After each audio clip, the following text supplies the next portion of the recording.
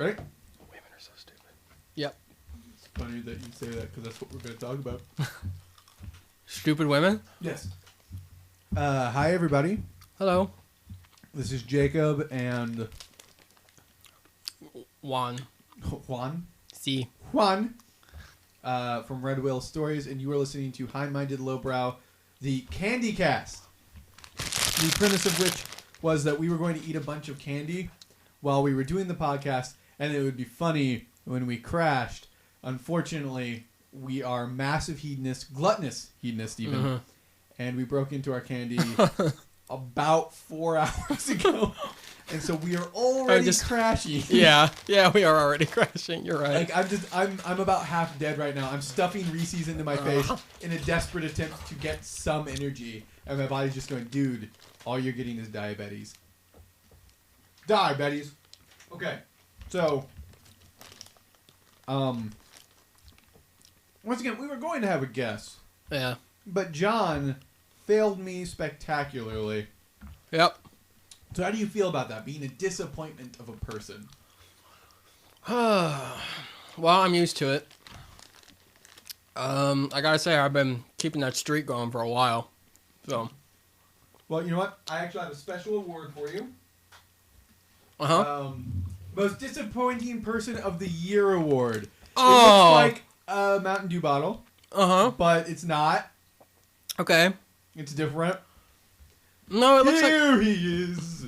He's failed me again. Oh, it's like a Mountain Dew bottle and it's only filled a fifth of the way with all the backwash. What a disappointment. Not backwash. That's urine. I've drank so much Mountain Dew today that it actually came out as Mountain Dew. What a disappointment. My body's not even... How fitting. I was hoping it was going to be Mountain Dew, but it's urine again. God, it's like the 8th time. Today. And you're still drinking it. Yes, urine. How I long for it. We need a photo. If I can get my phone out. Okay, how does I use this? Oh boy. So what's the topic for today? What? I'm figuring out phones. Make a photo of you. Thing. Yeah. I took one. Alright. I'm joking. Yeah, I was supposed to get a guest, but I suck. We're going to get some hoochies. A hoochie. One hoochie. So it wouldn't be just a couple of men talking about women and feminism. Yeah. And things. Sexual harassment and things like that. Oh, should have gotten Doc J. I would have been perfect. Doesn't she have big boobs? Uh-huh. And she has big feminist boobs. When she clasps them together, they say things like... Suffrage! They're suffragine because I hear that hurts when women do stuff like that. There was a skit on The Man Show. It's like the second episode. Man Show. It's like the second episode, and they set up a booth to end women's suffrage. It's like, sign here to end women's suffrage. They've been suffering for too long, and like hundreds of women are signing it. And then this one woman shows up, and she's like screaming at the top of her lungs to everybody, don't sign this. Suffrage is your right to vote. You know, don't sign this. They're making fun of you, but it's so funny. I love it. Oh, now that my misogynist tail is out of the way. You had to tuck it aside your misogynist There might be a few more, but who knows? Oh, yeah, no, this is probably going to be filled with a lot of misogynistic jokes because of the nature of what we're talking about. But anyway, yeah, we were going to have a woman on, not because I think one woman necessarily can speak for every woman out there. Michelle Obama. Get fit, Jacob. Eat your greens.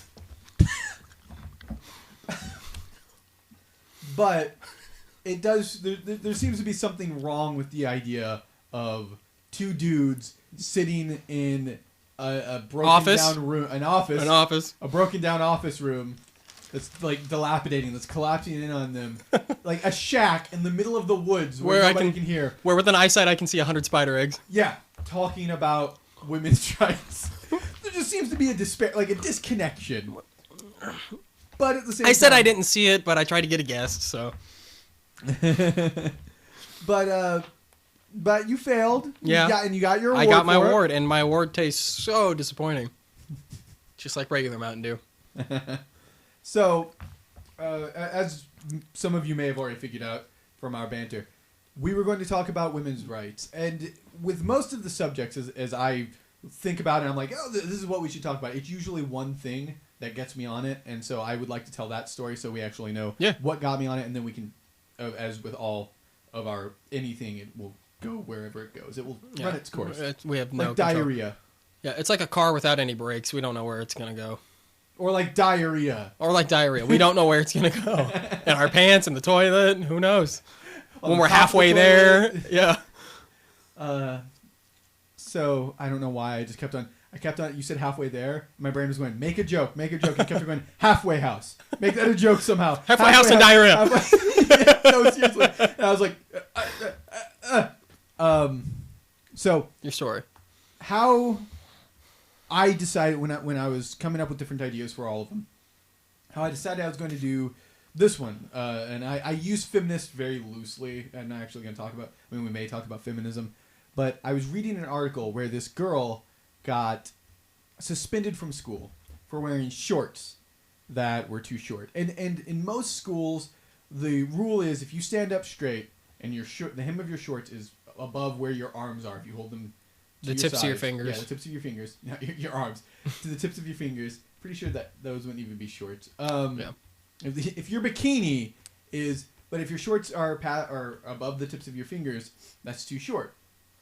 And bear in mind, this was like a Yahoo article, so it's already... The comments are just littered with insanity. Yeah. But the people there, and it was a father, which is what really surprised me, because usually fathers take the route of like, I have to protect my princess. They were like, no, this isn't okay. This is sexism.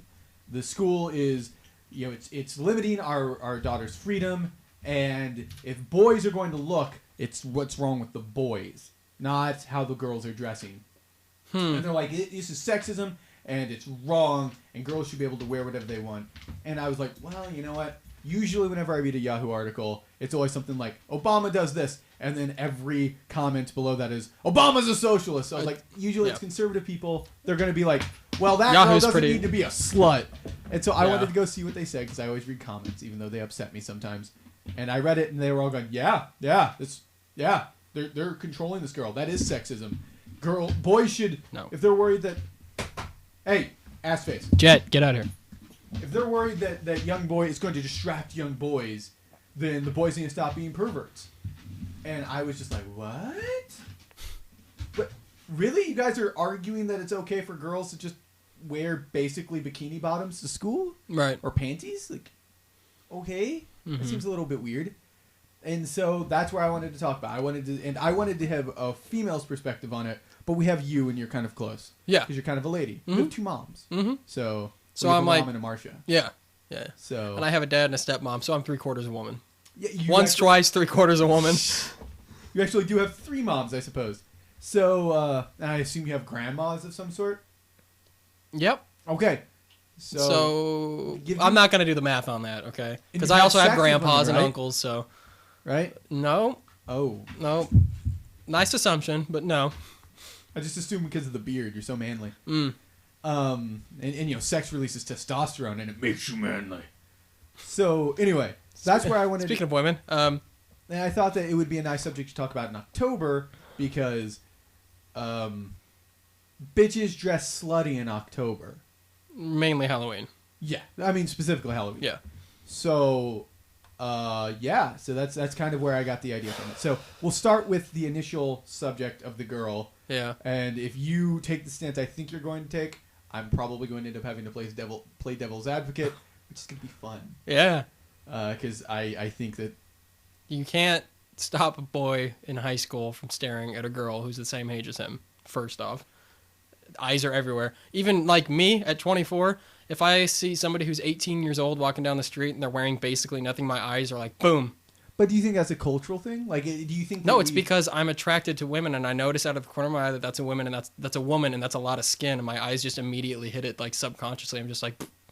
But again, I mean, like, do you think that's a cultural thing? Do you think in other countries... Because I've heard of different people coming to America, like actresses, where they talk about, like, they've posed nude or been nude in scenes in other countries, or like they have nude beaches over there. Yeah. And the way that people look at them is so very different than how they're looked at in America. And so do you think it's a cultural thing that we objectify quote unquote women in that way. Probably, yeah. And you think it's okay, or that we need to combat it as these people are. Well, I think it's kind of like telling a 5-year-old kid that you can't have any candy before dinner, like over and over again, and eventually they're going to want to get their hands on some candy. It's like with television, with not so much film, I guess, but it just seems like in America we have such huge censorship laws, and I mean, you can't say very many curse words, you can't show very much skin or anything like that. They blur a lot of things out. And over in Europe, there's nudity on TV, and it's just not that big of a deal. Because to them, it's just a body. But to us, we don't ever get to see it. So when we finally get to see it, it's like, ooh, naked body. You know? See, I think that's part of it. I've never liked that argument, though. That, like, well, we try and censor it, and so that makes us want it more. I've always hated that argument of you tell somebody that they can't have it, and that makes them want it more. Well, also, though, if it's just on TV more and you just see it more, you'll probably just become a little more desensitized to the fact that it's a naked body. After a while, you'll probably just be like, okay, it's just a naked body. On some level, but if every time you're looking at a naked body as like an American where you just don't see them on TV like you do over in Europe, it's because you're like jerking off or something like that. Well, yeah. So every time you're saying we associate nudity with sex. Yeah. I guess I can see that. Like that, I think that's a more solid argument than telling a kid they can't have candy and it makes them. Because I mean, I've always hated that argument of like, well, you know, if we told people that they could have heroin, they wouldn't do heroin anymore. Yeah, that's sheer insanity, and like it is, and yeah. Second, there's something that like the sexual nature of how we treat things. I think it's more of how we treat sex as a subject and less of whether we're exposed to it or not. Because there are countries, Japan treats. I mean, we've talked a bit about like Japanese sexuality and things, and that's a country where like their television they don't have as much violence as we do, and yet they're exposed to more violence. But at the same time, like Germany, they have very violent music, not a very violent culture, and other European countries, they don't have very violent media at all. Like their violence is not. Like their media is not very violent at all, and yet they don't have the problems with violence that we do, even though our media is hyper violent. Mm-hmm. Oh yeah, and it shows like Breaking Bad, and it's still not nearly as violent on some level as Japanese media, where they don't have any violence at all. But it's how we approach violence. So I wonder if it's how we approach, and I'm not learned enough to point to any specific thing. But I wonder if it's more about how we approach nudity and not that we don't have it or we aren't exposed to it. Because I think we have Playboy, we have any source and number of photos online. If you say you're a subscriber to Playboy, a lot of people are like, what a perv. Because like having a Playboy subscription, automatically people are like, okay, you're kind of a perv. And yet on the same token, people keep Playboys in their toilet, like as toiletries, is just for reading. Yeah, I mean, I know several people that just have them around the house. And it's not necessarily. It's just kind of like. I think it was more accepted back in the day than it is now. It's considered more humorous than anything. Yeah, I guess maybe a little bit. And on the same token, I mean, and I'm straying away from my playing devil's advocate here, but I do wonder about this because I just thought about it.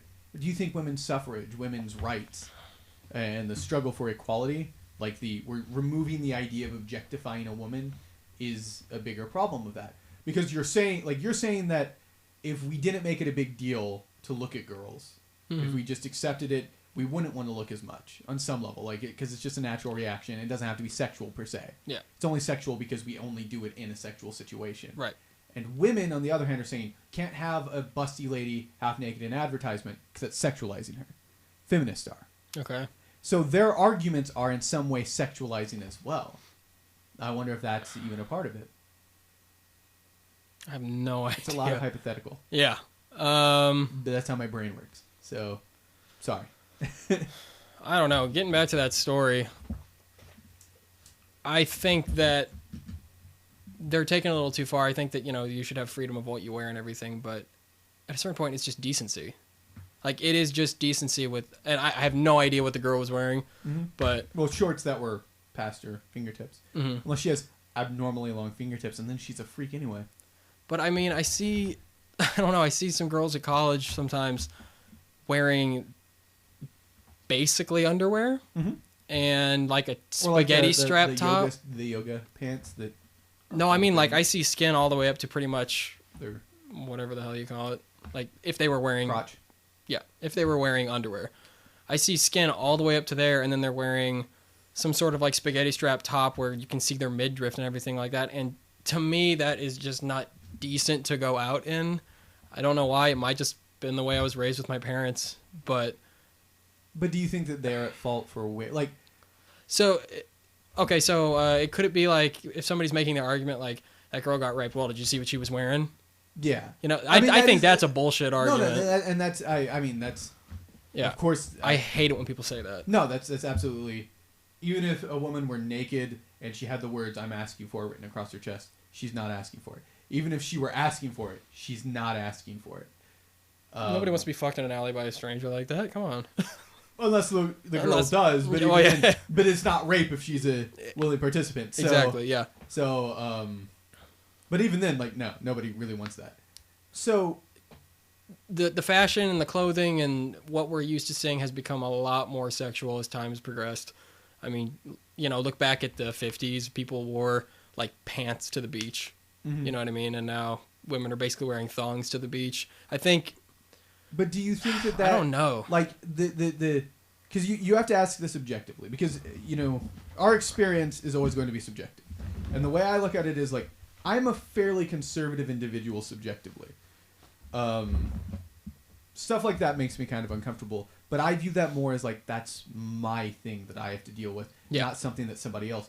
So in terms of like a scholastic setting or a setting of learning, an educational setting, or any setting like in public, do you think that that's something wrong with her wearing it? Like she shouldn't wear that, or do you think it's something wrong with you for being bothered by it? Because that's the argument Gotcha. that Yeah. a lot of feminists will say is like it's something wrong with you for looking and being bothered by it. Why do you care? Well, I think that if it was like a business, like, I don't know, food or an airport or something like that, and they were saying you can't Mhm. wear anything that goes above your fingertips, that would be kind of far. But these are kids, and I don't think anybody wants their 14-year-old dressing like they're basically naked. But that father was saying that it's not right for a school to say that. Take your kid to a different school. Shit. I mean, But most schools have a dress code of some sort that would. well, yeah, they have that so things don't get out of hand. Now, I mean, the extreme to that is at my high school, if they caught, I think the number was like 3. If they caught 3 people wearing the same shirt or the same design the or something gang- like the that, gang yeah, thing? they were considered a gang, like legitimately a gang, and they had to Mm-hmm. go change clothes. They would just throw you like an extra large hoodie and tell you to put it on. Like, come on, you know. Like 3 kids wore camo pants to school one time, and they made everybody change their pants. But it was just a coincidence that they all wore camo pants. Like that's an extreme. But on the other hand, what were they hiding from with those camo pants? Well, I think that they, Was it their gang rivals? yeah, and I think, you know, at a certain Sharks? point, they were on their way to becoming like invisible, so that nobody could tell where they were, and they could strike at any time. Because, They could cheat. well, when you look at them, it's weird. It's like you can see their torso and their head and their hands and their feet, but their legs were just kind of gone, and I don't know. It was like a It's- test run. So It was yeah, a test run. so they kind of had to nip it in the bud, you know. Or nip it in their butt. Ooh, Nipples in their butt. What? What? shut up, silly. I'm seriously baffled by what I just said. Yeah, Jet? Butt. Over here. Oh,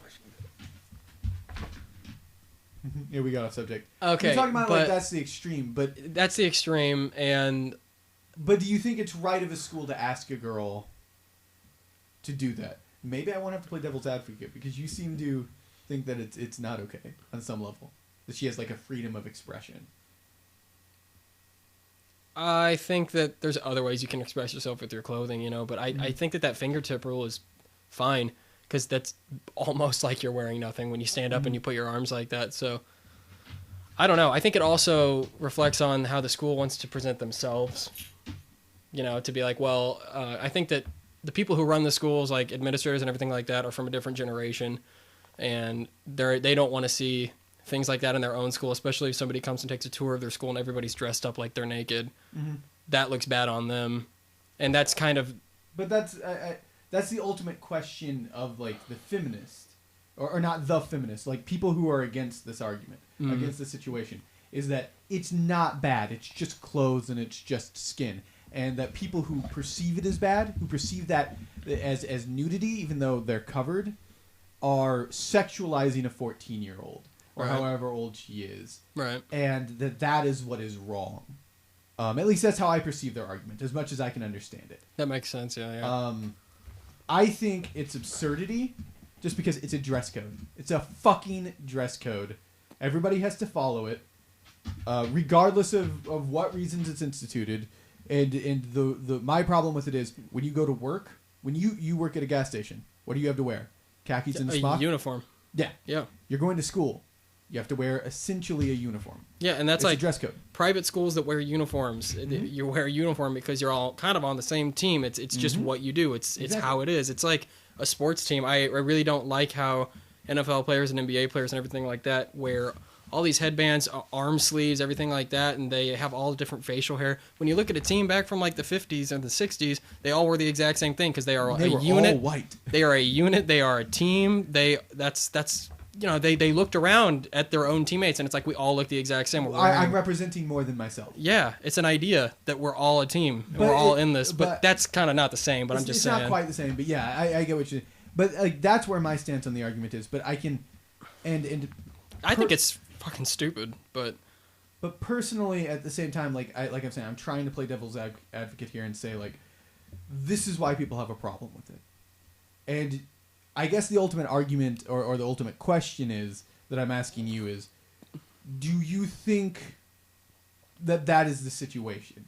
That the sexualization, like it is a sexualized thing. Do you think people are looking because it's sexualized? Do you think the young boys are looking because it's sexualized? Or do you think that the teachers aren't allowing it because it's distracting? yeah, Or that's do what I you was think about it's to like say. it's the rule? Maybe it's partly because it's distracting and they don't want to encourage any kind of like bad behavior like that or sexual behavior between each other. It's not that maybe the adults are looking at it like that, but it's like if we don't cover the kids up just a little bit, I mean, fuck, to the fingertips, that's not that much clothing. You know what I mean? It's like if we just cover them up just that much, maybe we can keep the idea of sex and creating babies and things like that kind of out of their head, because it's actually surprising how many schools don't have a sexual education course like that. I mean, it's so maybe I don't know. Maybe they're just trying to deter sexual activity from each other, like in the school and everything like that.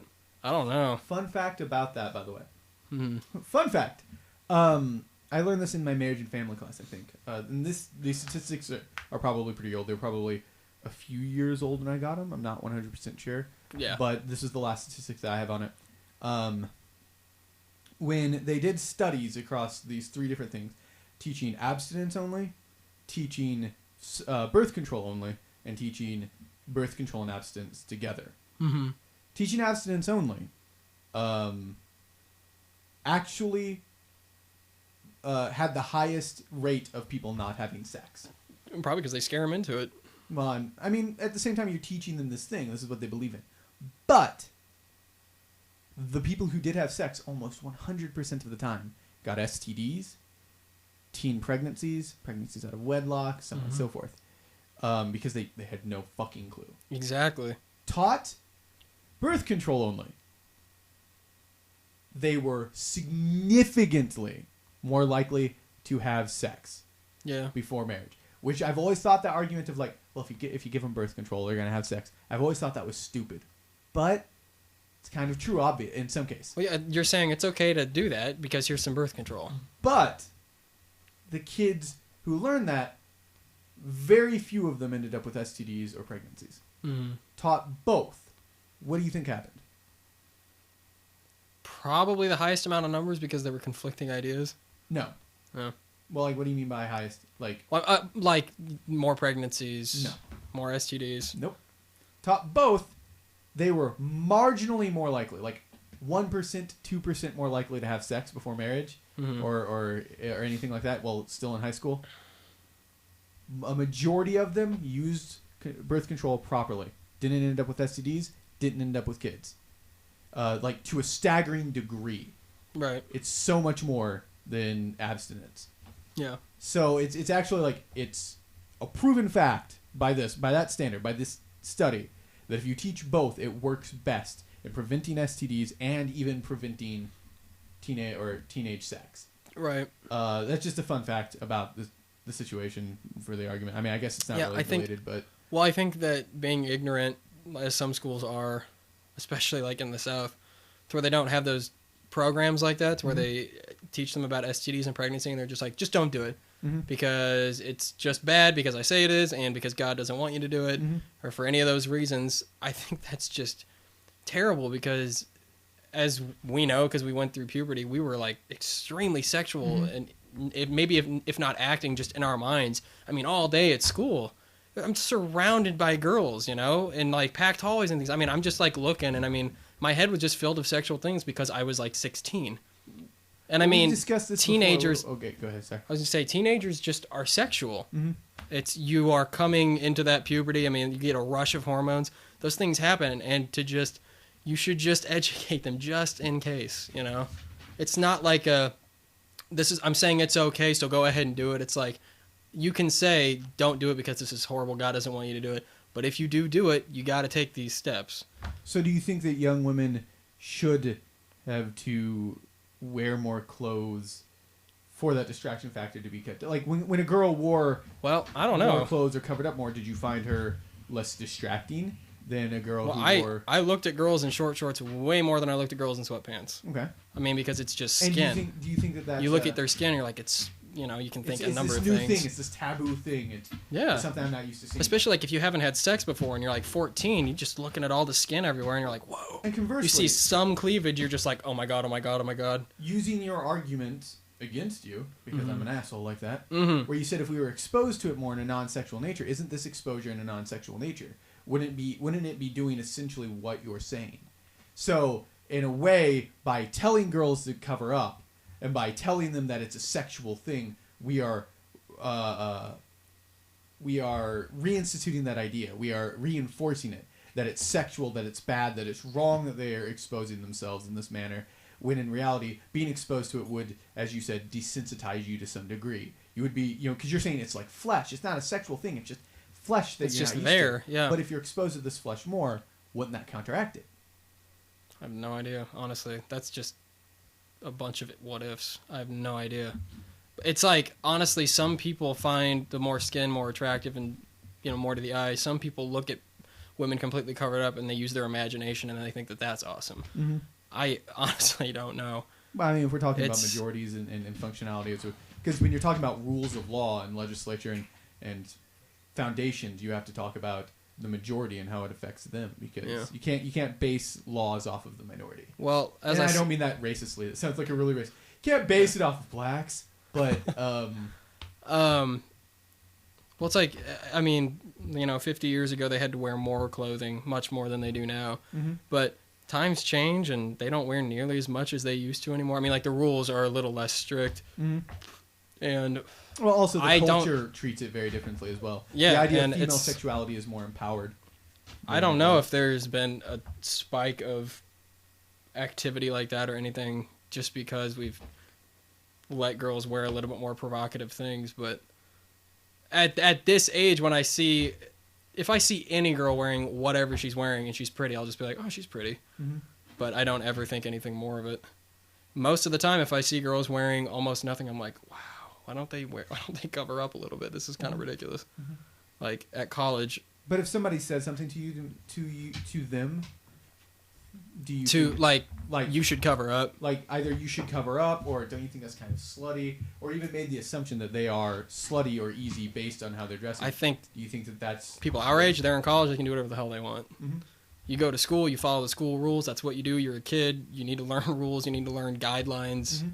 and it's really not that big of a deal. But Like the amount of clothing that they're making them wear, but I don't know. I've never ever gone to school with anybody that was told. Yeah, I've been to school with people that have been told to cover up and to wear a shirt and things like that, but not because you're egging boys on or it's provocative. It's just like you need to do that because But do you this is think the way that's it an is. unspoken expectation, though. They're using the I don't this is the know. way it is. Because I mean, I'm just asking you questions based off of the arguments that people would use. Yeah. Um, It would probably it would probably come from that expectation. You'd be like, okay, they're asking me to do that because obviously they think I'm acting too sexual right now. yeah. Yeah. And that is also an interesting point. When you are on any side of an argument, you're going to, no matter what the opposition says, you're going to take it and turn it into what you think they mean by it. You're not going to take it at face value. So even if somebody were saying that I'm enforcing this because it's the rule, or as my argument, it's a dress code. And, you know, when you work at a business, you have to dress up. And this is a school, not your home where you can hang out and wear whatever. You want to wear short shorts outside of school, fine. But when you're at school, you're going to wear what we expect. Yeah. Well, it's like your parents' house. Yeah. So when people hear that, though, who are in the opposition of that, they're automatically going to go, oh, well, you're only saying that because you don't want to be called a pervert or a sexist or a misogynist. But in reality, that's you are all grasping those at things. straws completely. I know, but I know but the opposition does that. Though. Bugs the hell out of me. I mean, the opposition does do that. They automatically take it in the worst possible way. Well, yeah, because they want to be right. Exactly. Yeah. I'm not saying it's the right thing to do. I'm just saying it's a reality in terms of the argument and actual discussion. Oh, yeah. I'm going to say something that'll probably catch me a little bit of slack, but most... Slack, you mean? Most, like... Flag, whatever, yeah. Sorry. I'm going to catch me a little... yeah. Sorry. But, out of, like, the... I would say 3, like, big feminist people that I know and that I've talked to about this kind of a thing, they don't let anything go. I mean, it's crazy. No matter what your argument is, even if you're almost agreeing with them, they disagree with you. Because you have to... Because I'm a man and they're a woman and they gotta be right. Exactly. And that, again, I mean, like, that's the sad part. Like, that's when I talk about feminism and how I'm pretty quote-unquote anti-feminist, and I use that phrase for myself, never actually been called that by anybody. Yeah. But I use that phrase for myself just because I feel like a lot of times, at least not all feminists I've been exposed to, but the really, really aggressive ones tend to be less about the idea of equality and more about how rough they've had it.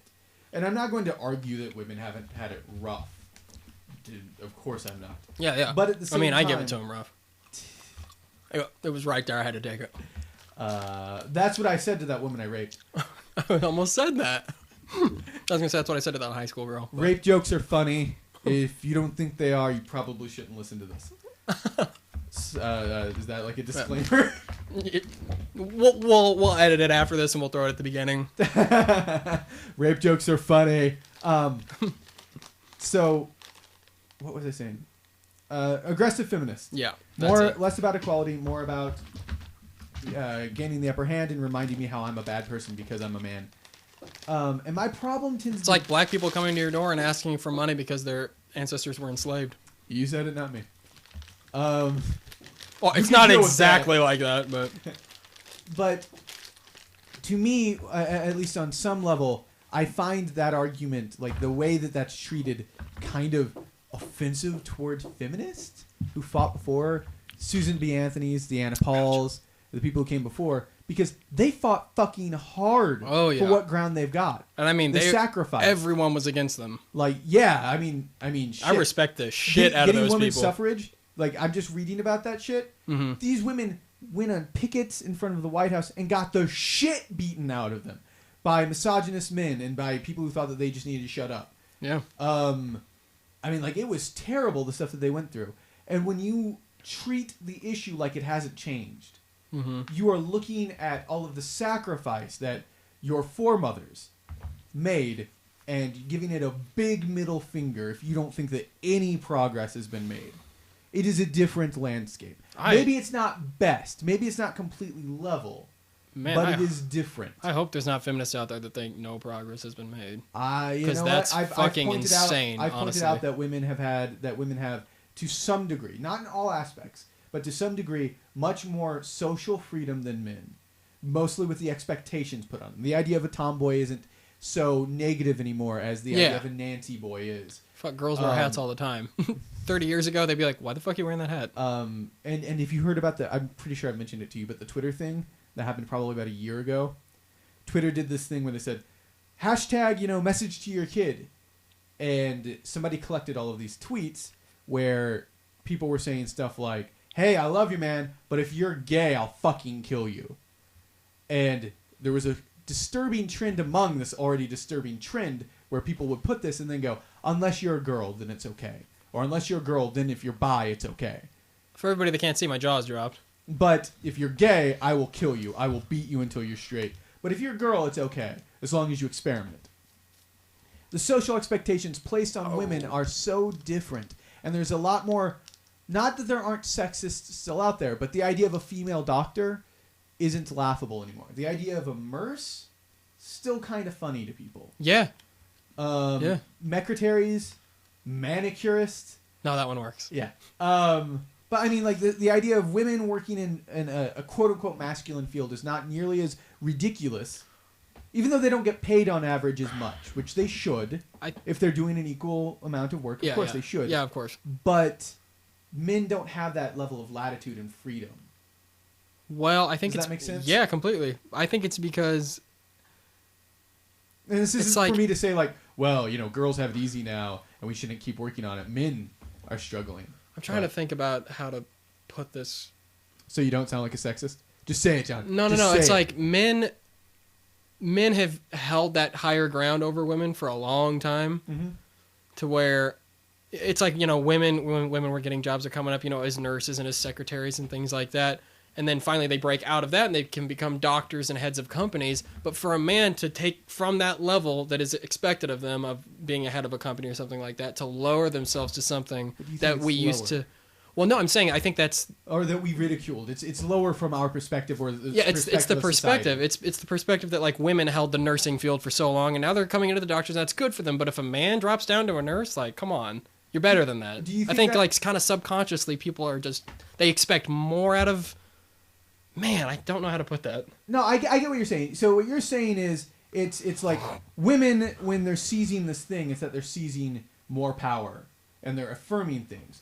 But there's a stigma placed on they're like going at it. Yeah, there's a stigma placed on a man of moving down to a lower rung, not necessarily because it's womanly, but because it's a position of less prestige, more work and less authority. No, because there's plenty of like custodians and everything out there that don't really get ridiculed that much. It's the people that take the positions that people think women should have still, and that people did, like nurse. It still is a degree of like, because I think in the situation, like, why are you doing a woman's job? Yes, exactly. Yeah. It's a sexism of a man can't do what a woman does. Yeah, and it can be explained like, or shouldn't do. Yeah, and also can't, like, it's men crying. There was another thing where I saw this photo again. It was something I saw on Facebook. And I always read comments because I'm me, and I'm just so curious. Oh, I do the same thing, yeah. So I went and looked at it, and it was like, men can cry too. And there was such a disparity in terms of how women reacted to this. Not men, women. Mm-hmm. Where it was like, someone would go, yeah, it's fine, men should cry, everybody cries. And then there would be women who go, no, men need to be men. They need to be strong. And that's where it is. It's the expectation of stalwart stoicism, of men still are expected to be men. Like, women's like the idea of a man. Yes. Like Ernest Hemingway. A woman's social status is changing, like the image of what she is. And she's given this image of she can be anything. She can be Buffy. Mm-hmm. But a man can't be a damsel. Right. Does that make sense? Yep. He still has to be rugged and masculine. Yep. Buffy couldn't date Xander, and I'm using Buffy. This isn't a reference. No, it's fine. Get, but yeah. Buffy couldn't date Xander because he was normal. Buffy, throughout the series, dated 3 guys. She dated Angel and James Marsters' Spike. Yeah. Who were both vampires, both physically strong, who could overpower her, or who were at least on equal footing. And she dated Riley, who was a man, but he was a soldier, imbued with super serum. And even then, big reason why they broke up, he couldn't keep up with her physically. So... Gotcha. She's this superhuman woman who needs a man who's at least as superhuman as her, or better. She can't date somebody who's more emotionally She can't be the breadwinner. Yeah. Yeah. I mean, like, basically, on some level. By the way, that is the greatest failing of Buffy in terms of, like, a feminist perspective, from my opinion of it. It's still a phenomenal show for young girls. We've gotten way off subject of the girls wearing short shirts. Well, we're kind of still on the feminist thing. Yeah. Oh, man, I can't... We eat chocolate, by the way. Women like chocolate, so I hope you got... And I don't, because I'm a man. Also because I just don't really like chocolate. Process of elimination. There's like an eighth of I don't like chocolate, so women have to like chocolate.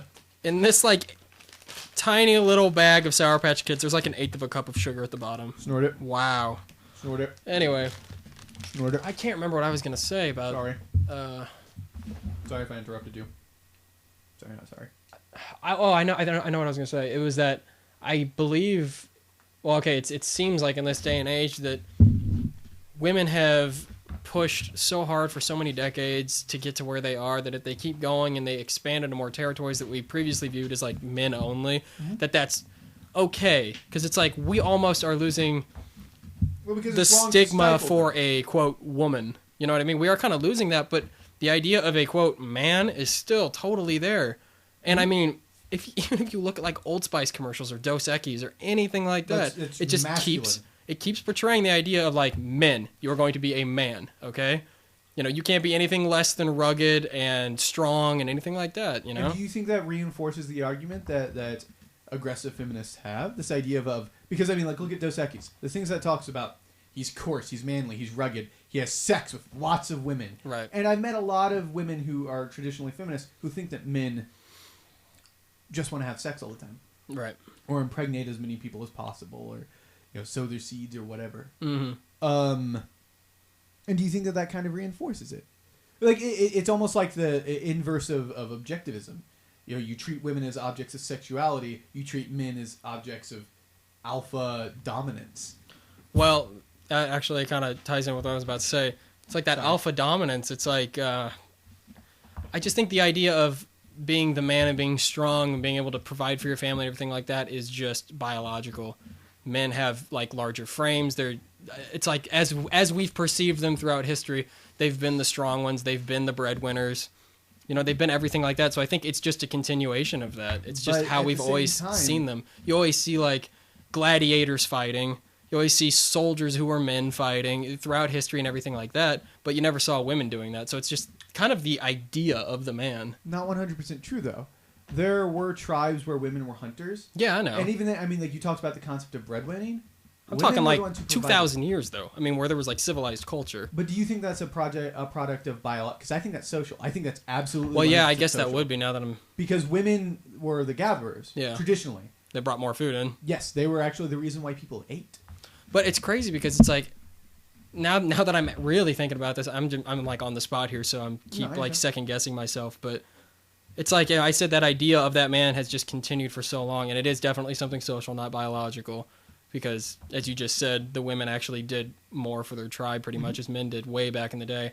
But I've had this discussion with people before, and they bring up Sparta because as the movie 300 portrays it, the women are just kind of there to look pretty. And the men go out and they fight and they do everything for their family and everything like that. But it's crazy because when I was doing my research for my literature and history class, when I was writing my paper, it was like almost all of Greece and Rome was kind of in that way where it's patriarchal. The men are in charge. The women are just kind of there to, be housewives. Mm-hmm. But in Spartan society specifically, they were revered way more than the men were. Like, they were respected for staying at home with the kids, for teaching them while the men were away. And I mean, they actually held a higher status than the men did in that culture. But that's like one little area of all of Greece. Japan. Same, like the samurai era. Mm-hmm. I think I've talked to you about it before.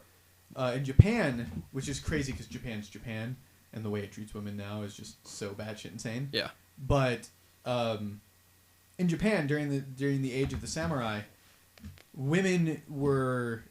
That was when the idea of like intelligence over beauty was becoming prized, because when a samurai was away on a long campaign, who was at home teaching the kid? Mm-hmm. The woman. And women were also taught to fight.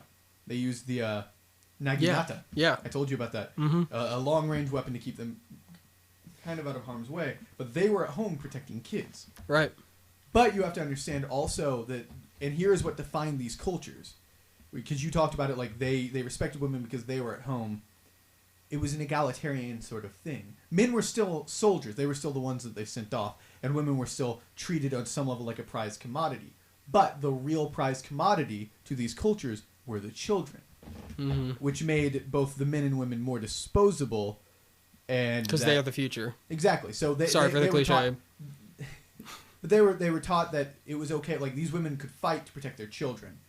And these women were expected to be strong and independent because they wanted their children to be strong and independent. Yeah. And that made them more egalitarian as opposed to like medieval knights where women were... And this is, by the way, this is where I believe the idea of women losing their like being less capable came from was if you have one woman, she can be bred by 5 guys. Yeah. If you have one guy, I fucked it up. Yeah. 5 women can have children with one guy. Yeah. You have 5 children with one guy.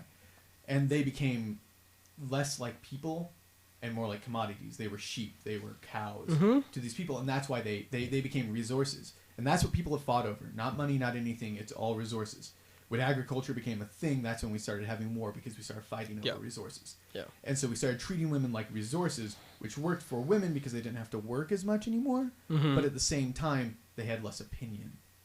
Because it was like, you shut the fuck up, you stay in the cellar, this is where you're safe. Yeah. And their voices were stifled.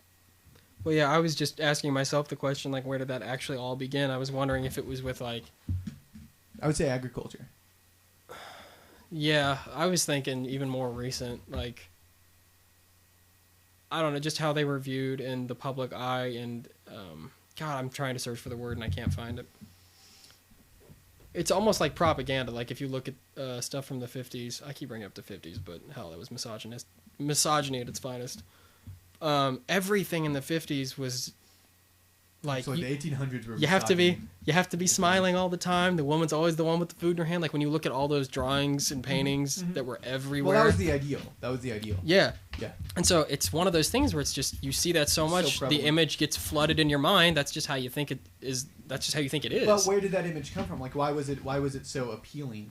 Yeah. Was the thing. Like, and that's what I'm saying. I don't know enough about history in like the I would 15 say, to 1800s.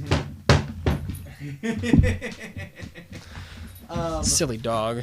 Tricks it for kids. Well, like the 1800s had the idea of discussing like relations between men and women. Women were treated as pure, which is like this great irony. Yeah. Because they were treated like children. Is what they were treated like. Women weren't supposed to have sexual thoughts because it was impure. Men were these creatures of base desire, and we're still treated a lot like that by public image. Again, male, like the way a man is perceived has not changed very much, and women have changed a lot through the decades, trying to find their identity in society because it was very much taken away from them. Yeah, they were told what their identity was, and they didn't get to choose at all. And how what their identity was in relation to women or in relation to men. And in talking about like true equality, this is why, because I feel bad that we're talking about like a man's place and how a man behaves. I kind of wanted to avoid it, but at the same time, it is something that I do feel like we need to talk about in subjects of feminism and true equality, because I don't think we can have true equality, true egalitarian relationships until we break down those social barriers that separate both men and women. Because we talked about it a little bit, how a man can't do what a woman does because it's perceived as wrong or bad that a man does that. And it's lesser. Yes, exactly. Yeah. And until we break down that idea that a man acting like a woman is somehow bad, which is, by the way, is kind of how homosexuality is treated. It's disgusting because it's a man. You're not as manly. Exactly. Masculinity is a big thing. Yeah. And until we break down that barrier, I don't think women can truly be equal with men. No, yeah, you're totally right. Standard, which is why we kind of have to talk about it in terms of this discussion. Mm-hmm. I think. No, yeah, I'm going to pose like this. I agree with you. I agree with you, but I don't know. I try to picture the world in like 100 years where there is like no stigma for either men or women or anything like that, and we basically are all just fucking androgynous and we're like all one person. And it's like I'm not saying that's bad. Mm-hmm. I'm just like, that might be the way it is, but that's just so different from the way I know things. Kind of like my head is filled with misogynistic thoughts because my dad is really misogynistic, like really misogynistic. And he always said those things when I was a kid, like growing up, always making fun of women, saying women can't do this, women can't do that. It's just like plowed into my head. And it's not what I think anymore, but shit, like if I see a woman like on her phone when she's driving, it's not me getting mad at that woman like, oh, stupid woman talking on her phone, because women talk on the phone while she's driving. It's like my dad always said that, and that just pops into my head, and I'm always like, oh, what? You don't think that? But yeah, it's just weird. Like, his thinking is just planted into my subconscious. But that's also slowly changing. Like, you've rejected Yeah, exactly. it. Yeah, and I'm not so- going to say that around my kids. I might, So- because I think it's funny.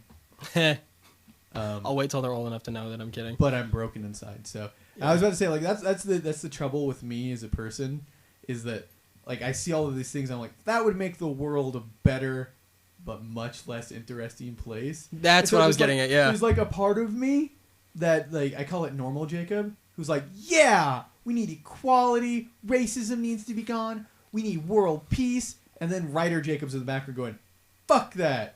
This is more interesting. World peace, I have right. things to talk about. You know, like, I want to write about this. Mhm. And misogynist characters are fucking funny sometimes. Yeah. They're great. They An old guy are. who's misogynistic is hilarious. Like in Scrubs, the one guy who's just Dr. like Kelso? tapping Elliot's ass all the time. And I mean, that's hilarious because she messes with him so hard. She's like, no, I am Dr. Reed. Or I mean, that Dr. Reed is a man and I'm just the nurse. And he's like, he totally buys into it. And at the very end, she's like, oh, by the way, I am the doctor. And he's just like, what? What? It's funny because he got played so hard. Yeah, or just Dr. Kelso's sexism Yeah. in general is Oh my god. beautiful because he's an old guy and it's funny when old people are anything or Exactly. anything that's inappropriate. That's like nowadays when my Old people being dad's inappropriate are hilarious. yeah, nowadays when my dad says misogynistic things, I'm just like, oh, dad. You're But so like old. when I was in high school, I was like, oh my god, why does he say all these things about these women? They're not even doing anything to him. But now I'm like, oh, you're just old and cranky. We came a long way from. So girls shouldn't wear shorts that are short. Right. Okay. I wonder how it would really be if there just weren't any dress codes in school. Because I've never been to a school or seen a school that didn't have a dress code at all. I wonder what it would be Well- like. Because people wear some pretty scandalous things.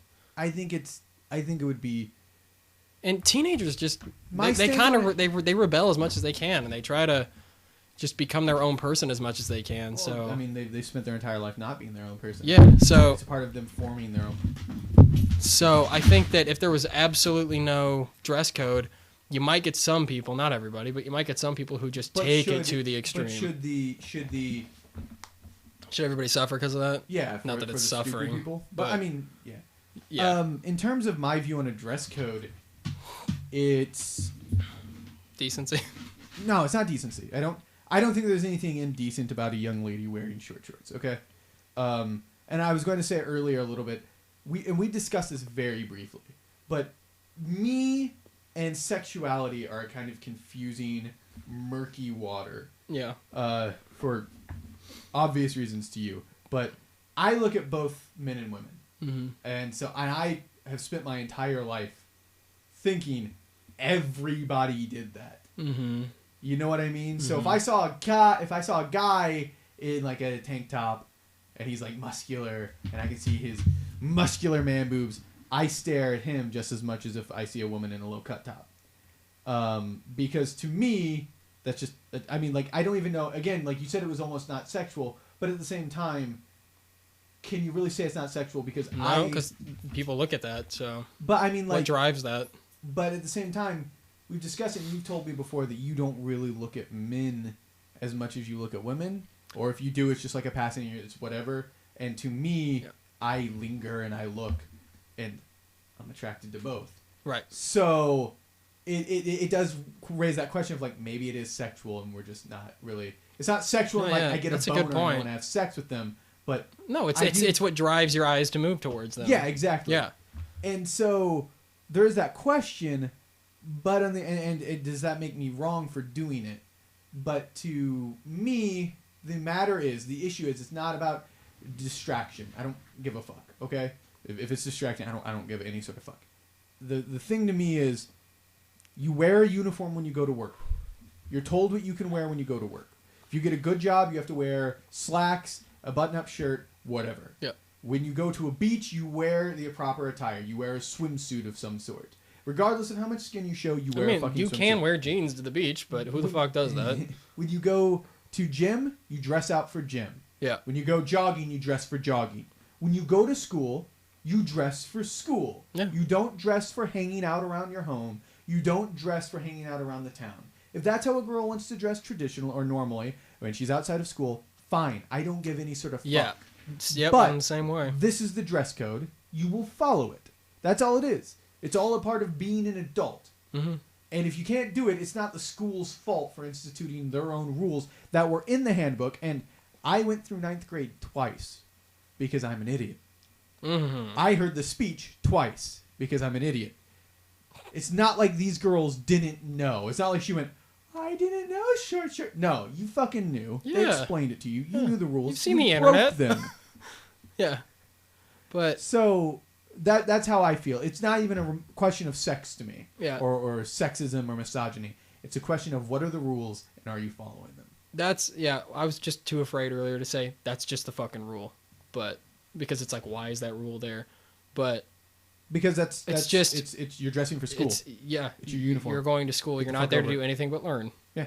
You know? I mean, you're going to socializing. Yeah. That's one of the greatest benefits of public school. Yeah. Is that you actually have to communicate with other people. You learn how the world works. Well, you learn how people work to some degree. It's not a very good basis because the real world is not like high school. But you have to deal with groups of people that hate you or individuals that hate you or Mhm. how to and get you have to learn how involved to in different follow things. rules, and And you have to learn how to communicate with others. You Yeah. have to communicate complex ideas to a wide variety of different people. It's Yeah. exposure, and so it like that, and that's how it is. Like I said That's good. earlier, like I said earlier, though, it's just like that's what the school wants. It's what the school's written down. So do it, because it's like your parents saying, I don't know. It's like your parents saying you can't walk around the house in your bra and your panties when you're like 14. You know, you'd be like, I don't know if you would rebel against that if you were a girl or anything, but you probably take it as okay because that's what my parents have told me, Mhm. and I need to look decent when I'm around them. Well, you need to look decent, I guess, when you're around everybody else because that's just the way the school is. That's the way the rules are. But at the same time, do you think that those parents who have that, then that is a very good point. That father who defended his daughter, do you think he's comfortable with her walking around in her bra and panties at home? Probably not. I think he was probably arguing because somebody was attacking his daughter. Or he perceived it as attacking because Yeah. we live in a culture sorry. of ninnies who can't be criticized at all. You can't have a conversation. But You yeah, disagree with it's- me? So you're saying I'm a bad person? Well, it's you and I have talked about how much school has changed since I was in high school, even like my freshman year. I talked to my mom and my dad, and they said 15, 20 years ago they used to be able to, they would instill the rules that the school told them to, and students would follow it. And if they didn't, they would say, all right, well, I'm going to talk to your parents. And back then it was like, oh my God, please don't do that. But now because the teacher in the school said your kid broke the rules here. And the parent would be like, that's not okay. And now the parents feel like you're attacking their child for some specific reason because everybody's child is God in their eyes. Oh, but every because- child's special. Oh, it's like my mom's basketball team. If she doesn't start somebody, almost everybody that she doesn't start, their parents call in and they threaten to get her fired and sign a petition because why isn't their kid starting? Their kid's good enough. And she's like, it's a team. It's just that's the way it is. Your kid Everybody gets has to playing play, time. yeah. So yeah, I mean, I don't know. I really think that he would not be okay with that around his own house. He probably just argued for the sake of arguing. His daughter was upset, and he just He didn't like seeing that. And he found a way to get in the news. Yeah. To an and make it a extent, deal. probably. He's a champion of this now. Yeah. So rape culture. Rape's okay, right? No, but It's kind of sexy sometimes. well, no. I guess if you like really, really, really want to have sex, it's okay, but probably should. Okay, so we're gonna talk a little bit about rape, but we're gonna start off with a more lighter one. This story might make everybody hate me. Have you ever watched like quote unquote rape porn? No. I Like don't a think guy, so. like it's a rape fantasy, which is something that a lot of women have. But No, it's like a I've woman's tried tied and up. it made me really uncomfortable. Okay, Like that's why I was really like 'cause sick to my I tried stomach. like once, Yeah. and I was like, "Is this real?" I know. Like, yeah, I started watching, and like the woman's like really fighting. And I'm like, Well, okay. like I know you're not a very good actress, but Well, okay. On some porn websites, they have like banners and things that scroll down the side and whatnot, and it's like 18 and abused, and it's like a girl whose face is like red as a strawberry, her entire face, and she's like tied up crying. and hanging upside down. And she's crying, and there's snot like running down her face because there's been so many dicks in her mouth, and it's just like, She can't breathe. how is that She's attractive? tied up and she's hanging upside down. And she's got red marks, and the guy is like a paddle, and you're like, what? Yeah, her boobs are in those things that make them like really tight. and like just pop them out, and they're all like purple and red, and it's just like, oh my They look like a god. Pokeball, and that turns you on for all the wrong reasons. You're like, you gotta catch them all. All the STDs.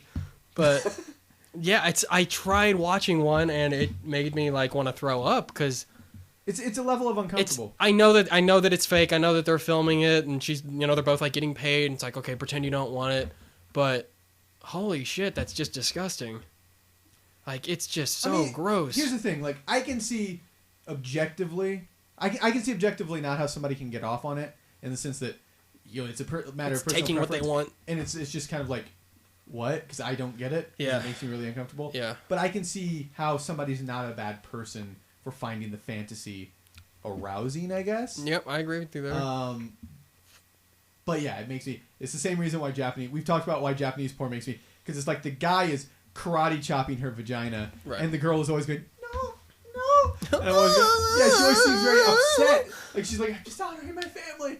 And I'm just like, I just like, it just makes me really uncomfortable. You're like, yeah, dishonor. No, seriously, it's just like, my penis is sad now. Yeah. Why do I want to do this? I have actually lost erections over Japanese porn. But, what was I going to say? But rape is wrong. We can agree on that. Yeah. Oh, of course, yes. Oh, man, I was going to say something about rape porn. If you remember, you can interrupt me. I want to move on to... Yeah. Drunk girl rape.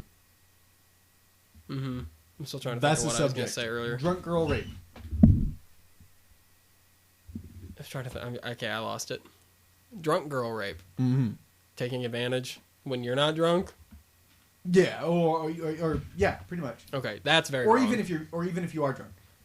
Alcohol is a huge stimulant of sexuality. I mean, it's just, I've seen way too many people that are like, I'm just gonna go out for a drink, and then by the end of the night they're making out with some random dude and they go home with him. Mm-hmm.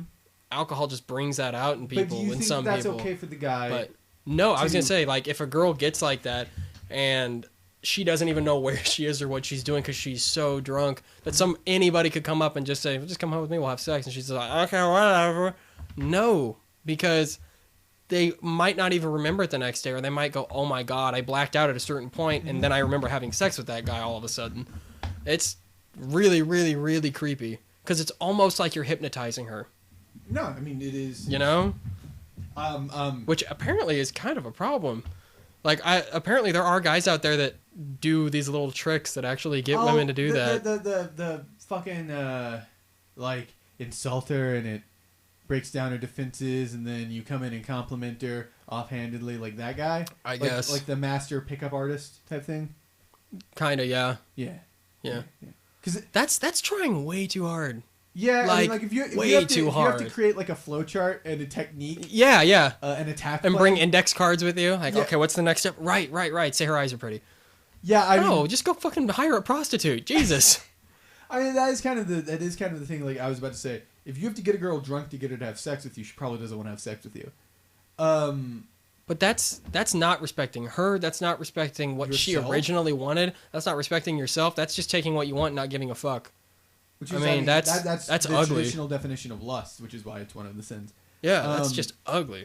But at the same time, I mean, we've talked about like the concept of masculinity being tied into how many women you've slept with on some degree. Do you think that that's I've like had that conversation with several Do you people. think it's a society thing that's leading men to do this? Like they feel the need to fuck as many women as they can to be a respectable man? No, I don't. Or do you think they're just like, I like to get my dick wet? Well, I think... Or do you think it's let's say in high confusing school, mixture of two? Like when I was in high school, you had the jocks and like all the quote cool kids who basically just partied every single night. Those people don't have much going for them. They don't really have, like they don't have much drive. It always seemed like they didn't want to do anything related to school or anything at their home. And it was like, it was just always like in that group of people, they always talked about that. Because I hung out with that group of people my senior year, and those conversations made me really uncomfortable because I was still a virgin.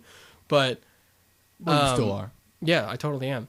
But that really made me uncomfortable. But everybody else that I knew at the school, we never had that conversation, and it was never a thought in our mind of like, I'm not a man because I haven't had, or that came into our mind. I'm not a man because I haven't had sex, because boys think that.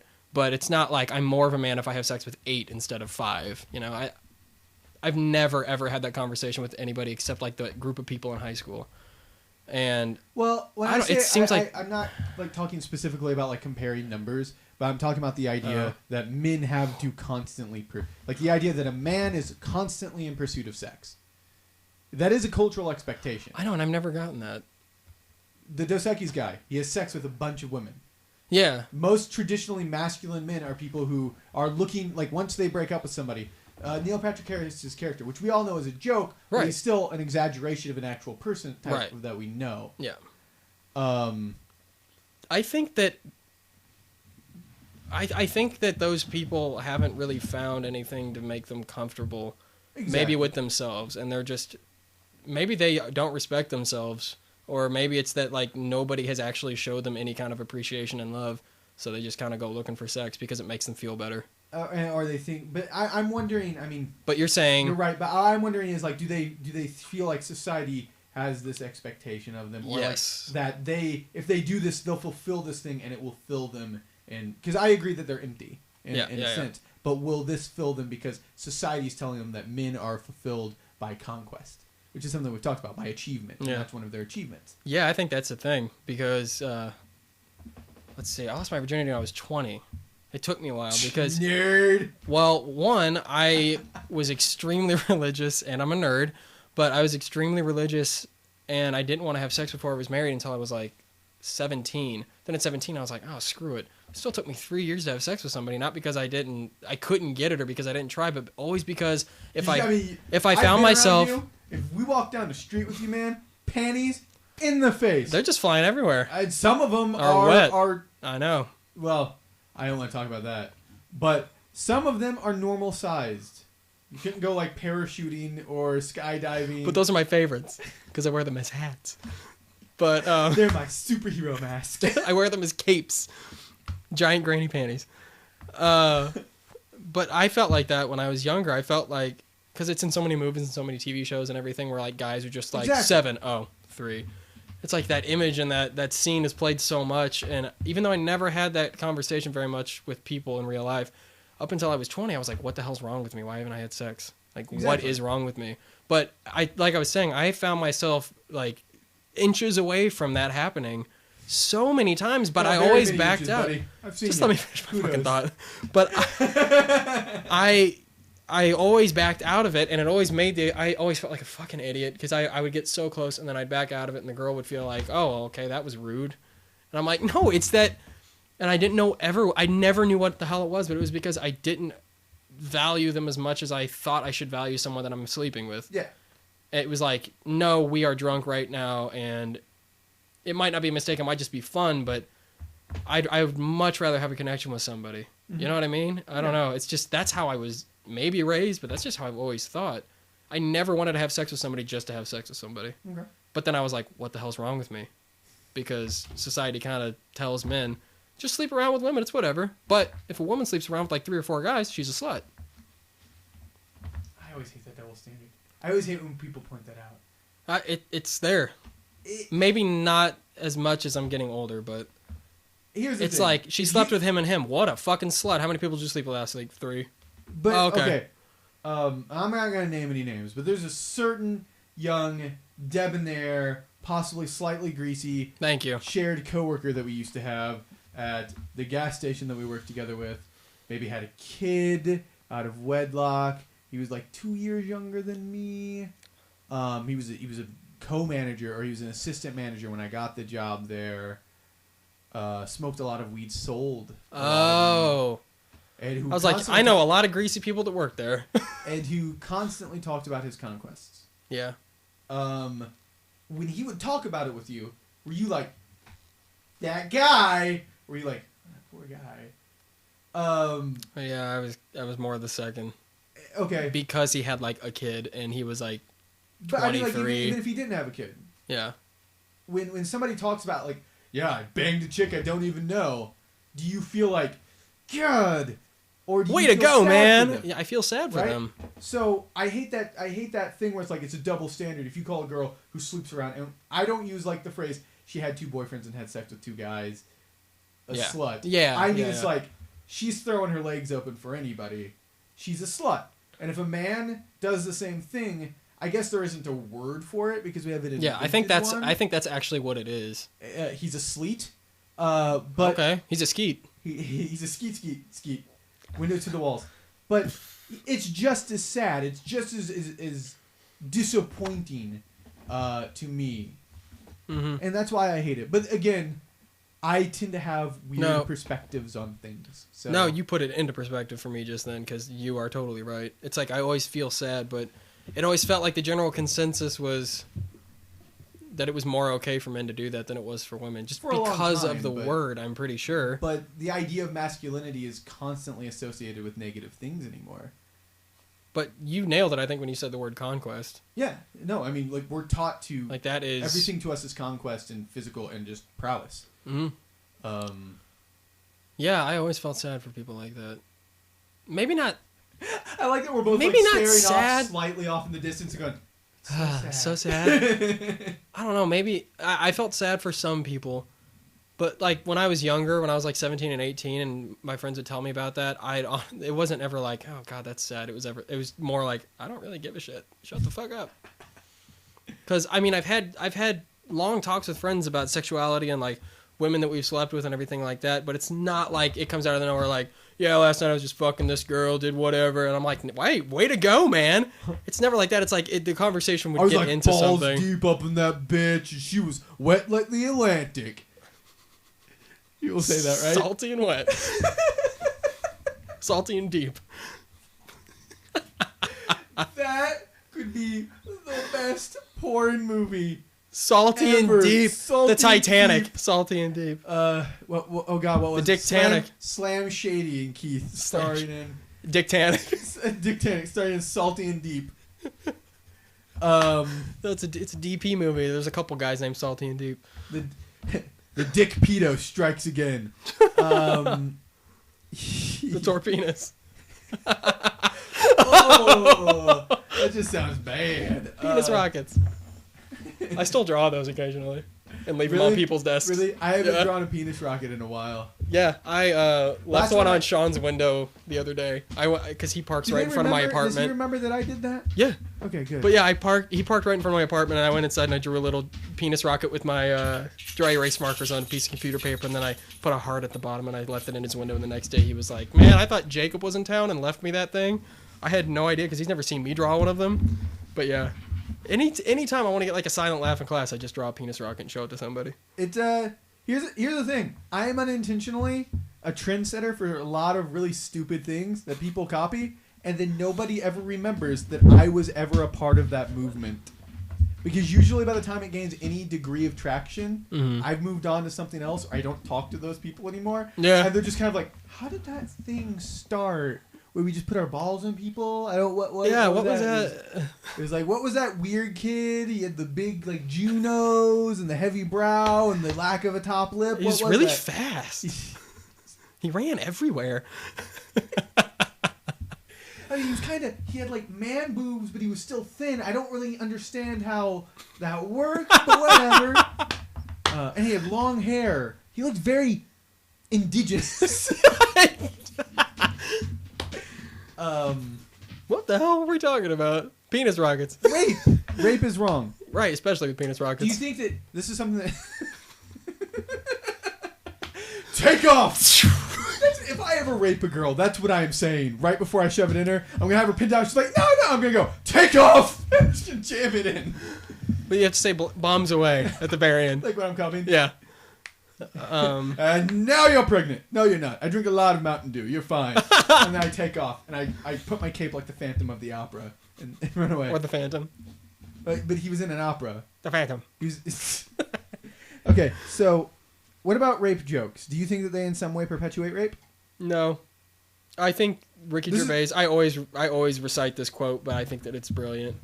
I was watching Ricky Gervais stand up, and he made the joke that I make, the really bad one. I showed you the video, but everybody in the audience went, oh! I mean, like, it was funny, but people were just like, oh my god, what? That's like shock humor. Like, rape jokes are pretty much shock humor. Mm-hmm. But he said that there's no joke, nothing that you shouldn't be able to joke about at all. It just depends on what the joke is. Because if it's intended to really hurt somebody, that's not okay. Okay. But if you are saying it, I mean, it depends on what it is and how it's used in the context of your conversation. And Devil's advocate. mm, Because I said basically the same thing once, and the person responded with, when rapists or people who have interest in rape, I don't know, like rape Joke about aficionados, what? joke about it. Yeah. Is that what you're going to say? Well, Japanese people, Yeah. when they hear these rape jokes, Train conductors in Japan. when they hear these rape jokes, they think everybody else treats it like it's a game, and they think it's okay. Yeah, I don't buy that. Why or I don't. why not? I don't buy that. Like, if I had an itch to murder somebody and everybody was joking around about people being murdered, I'd be like, "Oh, it's totally okay. All right, I'm just gonna go out and do it." They know inherently that that's not okay and that she doesn't want it. Or they don't know it's okay or it's not okay, but they don't. Who wouldn't know that that's not okay?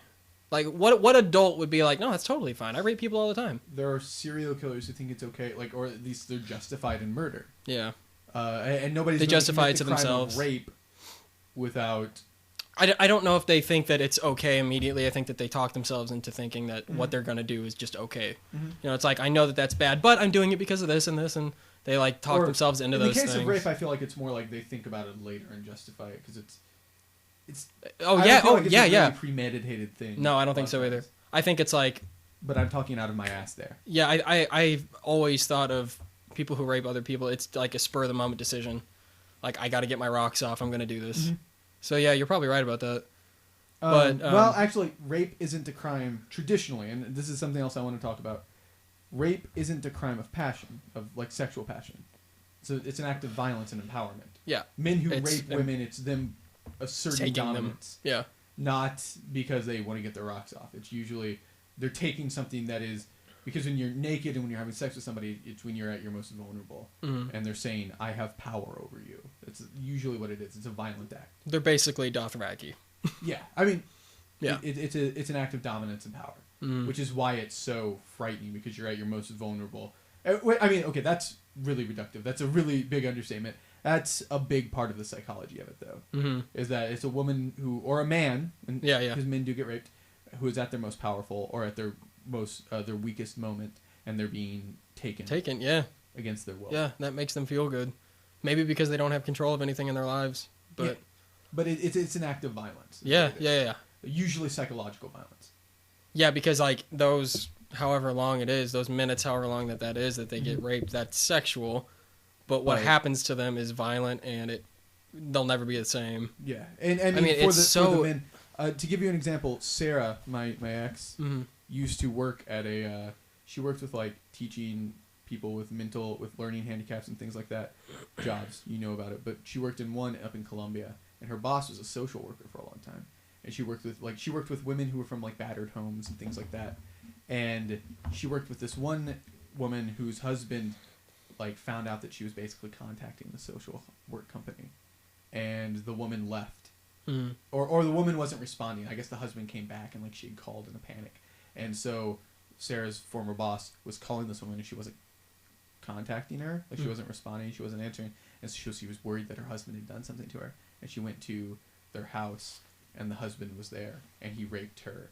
I don't think that was a crime of it. Like, I don't think there was any sex involved in that. That was. You're gonna get it now. Yeah, he was angry with her. Yeah. Wow. I never really thought about that. It's terrifying. Wow. Just thinking about it. Like, and when Sarah told me that story, I was like, "You really want to work in this job?" Yeah. I'd probably do the same thing. Oh man, yeah. I never thought about that. As like punishment, instead of just like it's for me. And I mean that's what rape is usually categorized as, and this leads into, and we can talk about a little bit more, but this also leads into the other question I had for you about this date rape. That's okay. It's a very different thing from a psychological perspective or standpoint, because I do think that is a sexually charged thing. If two people are drunk and having sex, it's still wrong. But it's not violent. It's driven from sex. Yeah. I don't think it's more about power. I think it's more about sexual fulfillment. So should it be called rape? And this is just like a semantic thing. Should it be called rape, or should we create another category? Jeff's just acting crazy because you hear the other dogs. Well, I think it's called date rape. You know, Regular rape is you think rape. It's like an outside rape standard. is. I think when somebody says rape, I think like taking you, overpowering you. But when somebody says date rape, I think they slipped you a drug because it's easy and in an hour they're going to get their rocks off. Yeah. So, no, that is totally rape though, because they don't know you're doing it. You know, if a girl more like Florries, am I right? If a girl, nice. If a girl is passed out and she doesn't know you're doing it, doesn't matter if she didn't. I'm staying on the topic of women, but if she doesn't know that you're doing it, it doesn't matter. Mm-hmm. You've violated her. Mm-hmm. You have been there. You know what I mean? You've been there. You've planted that flag. Yeah, exactly. No, I think that's definitely still rape. Well, I'm not. I wasn't. No, I know. Is it still rape? I'm just wondering. You sicko? You're like, is it? Because if so, I feel really bad about myself. I guess the language of it. Yeah. I do wonder if like one is more psychologically destructive than the other. Like, do you think that the violent one is worse? From a guy that doesn't know a goddamn thing about this, I think that the violent one is way more destructive to their mind, because if somebody's completely sober and they're getting like hit while that's happening, they're there for the whole thing, and then they get left in the alley and no one's there. I mean, that is just fucking horrifying. But at the same time, wouldn't it be just as terrifying if somebody drugged you? Exactly. I mean, or if you were really drunk and you woke up in some stranger's house with this man who you didn't know. Right. I mean, that is more of a. Now I'm terrified to go to a party or to go to people's houses that I don't know because I don't know what they're gonna do. Like, I'm afraid to even live my life. Yeah. The other one is like, I don't want to step outside because there could be somebody right there. Yeah. I mean, man, I cannot. It's horrifying. I cannot. I'm getting really scared even thinking about that. I can't imagine. In the dark. Just think about that. Well, it's like, I try to think about. I try to think about. I try to think about sometimes when I am walking like through the parking lot at campus or something, like really late at night. What would you first do of all, with this year there's been a lot of violence so far. Like, I've been getting the gratuitous amount, but like you're getting it as a gratuity. Yeah, for attending the like college? People just kind of expect it, but hey, we got more than we wanted, so great. We have leftovers, so everybody gets a little bit. Yeah. So somebody broke into my apartment. I didn't tell you that. Oh. Yeah, they didn't take anything. They unplugged the TV and the Xbox, and they like trashed everything that was on the living room table. But my blinds were open, and I live on the first floor of a really busy street. And I think somebody walked by and they got really spooked and they left because my door was like ajar, kind of. So I mean, it was still a door, but you know what happened? Appa came out and they went. And Appa went. And they went, oh fuck! Let's get out of here. No, but let's skedaddle. And then they all jumped in the Ford truck and just sped out. Yeah, so that kind of made me for like a week. That made me kind of scared because somebody came and it was at noon. I wasn't there. Well, yeah, a lot of break-ins don't necessarily take place at night. That's a myth. Well, yeah, I figured that it would though because people are at classes, people are walking by all the time.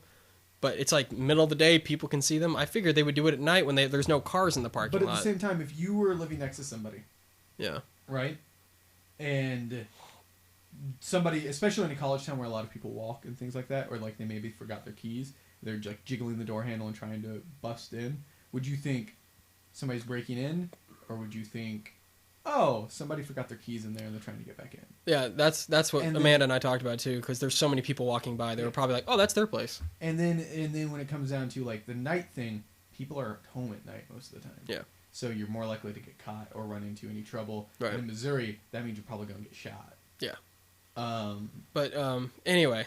Sorry. What were we talking about specifically? Rape is terrifying.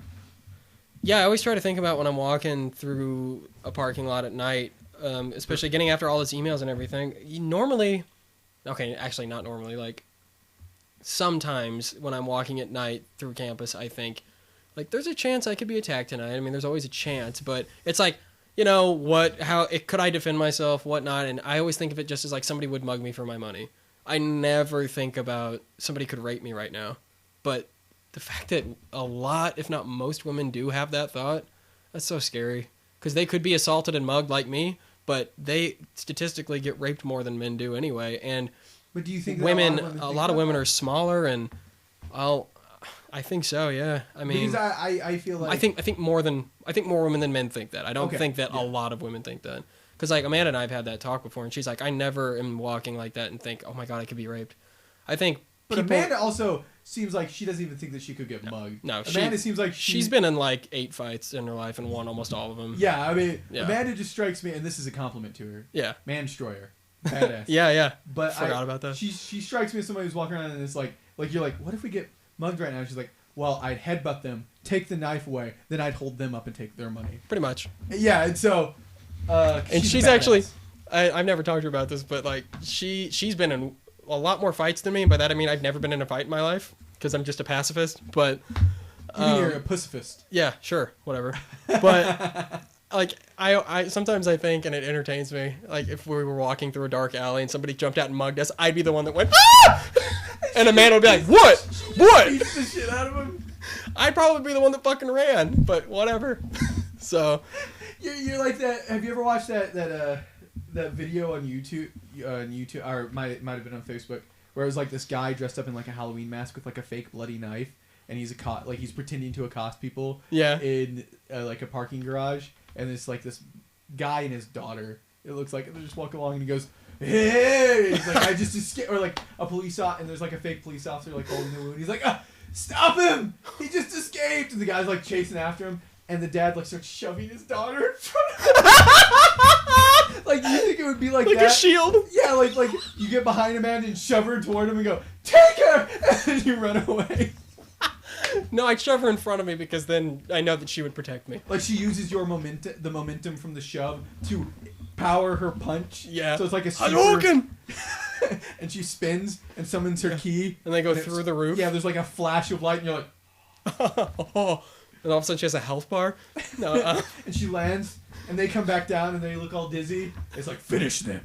Because I like blending different games together. no, they're all the same. But, fighting games, that is. Yeah. But, yeah, I think that more women than men have that thought. Because out of every woman and man that I see, I mean, if I was going to compare every woman and every man that I've ever seen, the women are smaller. They're shorter. They don't have as many muscles. How would you compare them? Well, I'm just saying, because if I just came out and said, well, women are smaller and not as strong, you would argue that, as everybody would, because some women are stronger than men. Oh, yeah. But there's always an exception to everything. I'm pretty sure Jennifer Lawrence could whip my ass up and down my road. I think Jada Pinkett Smith could whoop anyone's ass. Have you seen how muscular she is? And she's think- tiny. I think Jada Pinkett Smith and Jennifer Lawrence should have a movie together where they're like BFFs who make out. And that's it. Oh, they can kick Hey, people's asses too. You want to go to the bar? No, let's just make out. Okay, hour and a half later. Well, that was fun. Like I leave the movie theater and everybody's like, that was the worst movie ever. It was just those two making out. You just have a raging boner. My boner's just going, that was so good! Because it's so raging. angry. Yeah.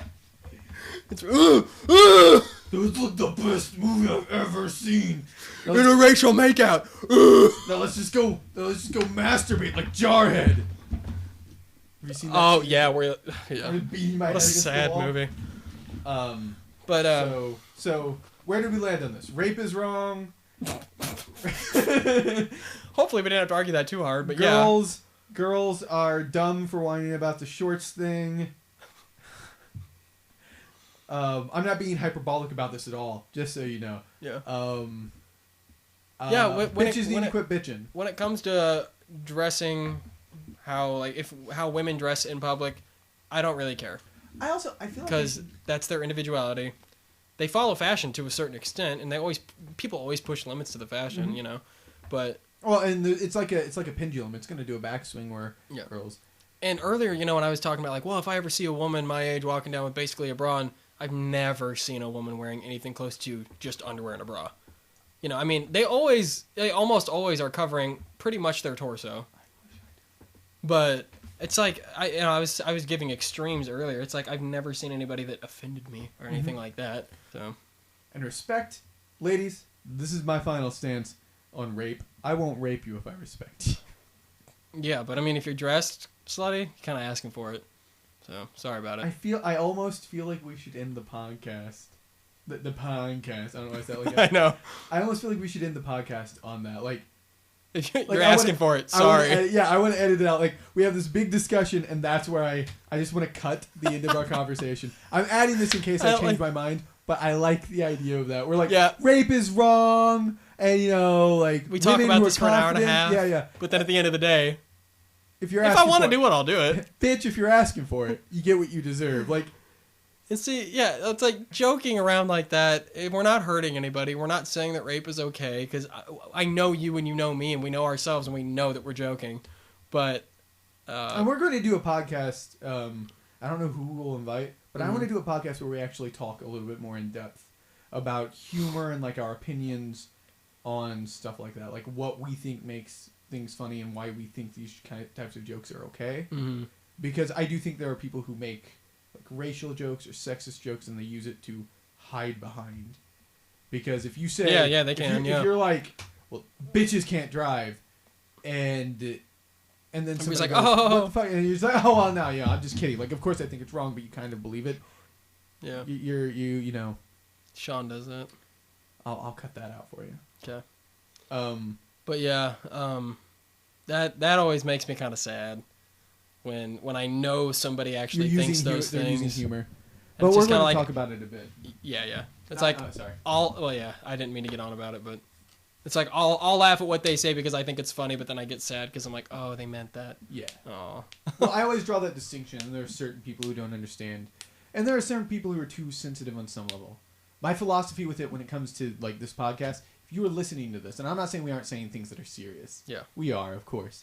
But if we make a hyperbolic statement like that, that's just ridiculous, and you go, I'm going to take offense to that, that's you being too sensitive. Mm-hmm. If we're in a casual conversation and I'm like, raping bitches is fun, first off, that's not a very funny joke. Yeah. But beyond that... The way you said it was funny. Raping bitches is fun. Like the Mr. Rogers of rape. I'm just really peppy about it and friendly. Yeah. And you wear sweaters. When I'm raping. They're my rape sweaters. Yeah, it gets hot and sweaty, but you like it that way. Okay. It helps me lose weight because it's like a sauna. It's like a dick sauna, man. Vaginas are like a dick sauna is what I'm trying to say. Now I can't cut anything because that's funny.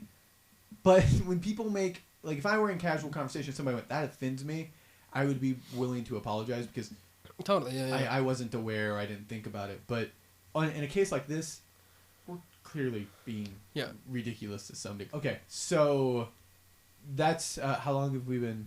An hour and 38. I felt like it's been like 4 hours. I feel like it's been 30 minutes. Really? Yeah. Okay. I've been having a lot of fun. I'm glad you love this. If you want to keep going, we can. I don't know how much more we can talk about. This is fine.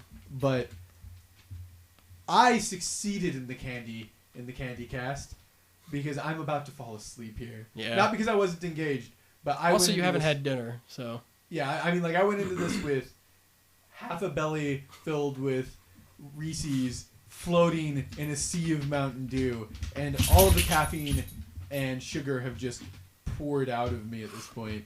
Yeah, there's nothing energy left. No, I'm dreading having to carry my stuff back up to my room. Yeah. In the dark with all the rapists. There are horses out there, and they're women, but I imagine horses do horse rape cocks. people. Horses rape people. Telling you.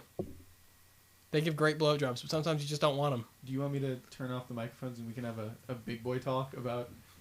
Do you need to tell me about something that happened in your past? No, I'll show you on the doll where it touched me.